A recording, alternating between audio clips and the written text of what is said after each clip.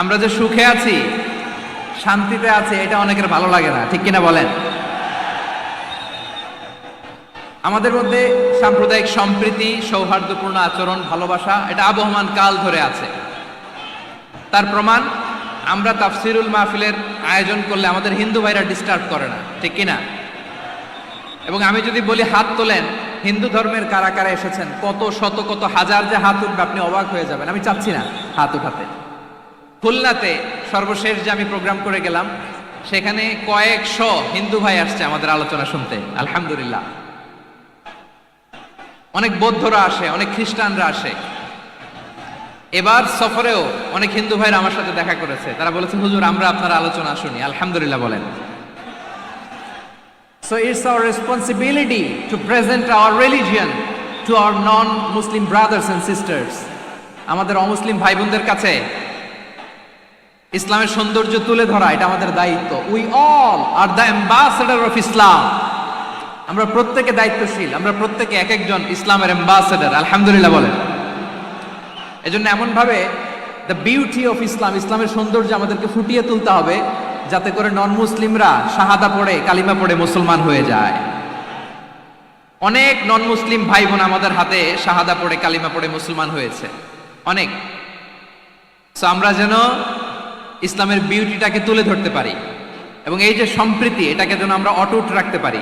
আদতে আদতে বাংলাদেশের ইতিহাস বলে আমাদের দেশে কোনো দাঙ্গা নাই, আছে? লালমনিরহাটের ভাইয়ের আওয়াজ করে বলেন, আমাদের দেশে হিন্দু মুসলিম দাঙ্গা আছে?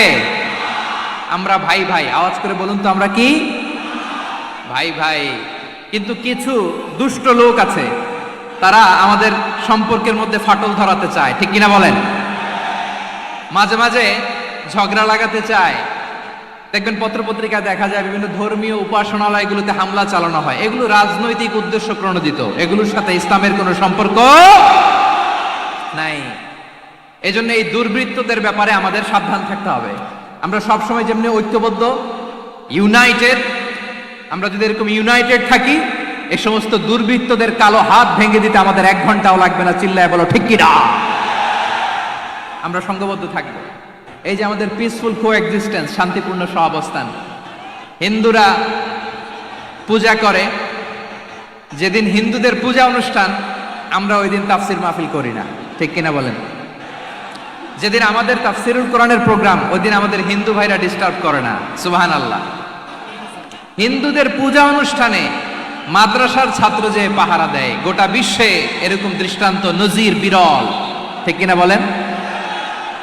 আইন শৃঙ্খলা বাহিনীর পাশাপাশি মাদ্রাসার ছাত্ররা যে সেখানে পাহারা দেয়, গোটা পৃথিবীতে এই দৃষ্টান্ত আপনি পাবেন না। মাদ্রাসার ছাত্ররা, তারা তো কোরআনের ধারক, তারা হাদিসের ধারক, তারা কেন মন্দির পাহারা দিবে? এই সম্প্রীতিকে ধরে রাখার জন্য, এই সৌহার্দ্যকে ধরে রাখার জন্য, আমাদের পারস্পরিক ভালোবাসাকে অটুট রাখার জন্য। আওয়াজ করে বলতে হবে, ঠিক কিনা?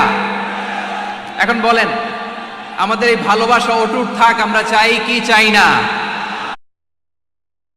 শান্তিপূর্ণ সহাবস্থান, সাম্প্রদায়িক সম্প্রীতি। লালমনিরহাটের ভাইয়ের আওয়াজ করে বলুন, এই সাম্প্রদায়িক সম্প্রীতি আমরা চাই কি চাই না? আল্লাহ এই দেশকে তুমি বরকতময় করো, বাংলাদেশকে তুমি শান্তিময় করো। আওয়াজ করে সবাই বলেন আমিন। আল্লাহ রাব্বুল ইজ্জা ওয়াল জালাল তিনি ইরশাদ করছেন, ওয়ালা তাসুবুল্লাযীনা ইয়াদউনা মিন দুনিল্লাহি ফায়াসুবুল্লাহা আদওয়ান বিগাইরি ইলম কাযালিকা যায়্যান্না লিকুল্লি উম্মাতিন আমালাহুম থুম্মা ইলা রাব্বিহিম মারজিউহুম ফায়ুনাব্বিউহুম বিমা কানু ইয়ামালুন। রব্বুল আলামিন বলেন, গোলাম, ও আমার ইমানদার বান্দারা, শোনো শোনো, ও আমার বিশ্বাসী বান্দারা, শোনো শোনো। লা তাসুবুল্লাযীনা ইয়াদউনা মিন দুনিল্লাহ ফায়াসুবুল্লাহা আদওয়ান বিগাইরি ইলম। ও আমার বিশ্বাসী বান্দারা, যারা আল্লাহকে ব্যতি রেখে, আল্লাহকে বাদ দিয়ে অন্য উপাস্যকে ডাকে, দেবীর পূজা করে, দেবতাদের পূজা করে, তোমরা খবরদার তাদের গালি দিও না। আওয়াজ করে বলেন, কি দিও না? আল্লাহ বলেন, ও বিশ্বাসীরা শোনো, যারা আল্লাহকে বেছে নেকে দেব দেবীর পূজা করে, অন্য উপাস্যের পূজা করে, তাদেরকে ডাকে, ওই দেবতাদেরকে তোমরা গালি দিও না।